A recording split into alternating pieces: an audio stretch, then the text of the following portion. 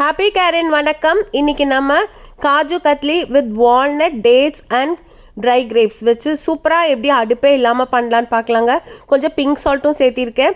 இதுக்கு நீங்கள் இனிப்புக்கு டேட்ஸு, புளிப்புக்கு திராட்சை, கொஞ்சம் உப்பும் சேர்த்திருக்கோம். ஸோ முந்திரி பருப்போடு இதெல்லாம் சேர்ந்தால் காஜு கத்லி செம்ம சூப்பராக இருக்கும். முதல்ல கேஷ்யூவும் வால்நட்டும் பிங்க் சால்ட்டும் போட்டு நல்லா பவுட்ரு பண்ணிக்கோங்க. அதுக்கப்புறமா டேட்ஸும் உலர் திராட்சையும் சேர்த்து அதுக்கப்புறமா திருப்பி கிரைண்ட் பண்ணுங்கள். உங்களுக்கு புளிப்பு ஜாஸ்தி பிடிக்குன்னா கொஞ்சம் கூட போடுங்க, இல்லைன்னா நீங்கள் டேட்ஸை ஜாஸ்தி பண்ணிவிட்டு ரேசன்ஸை குறைச்சிருங்க.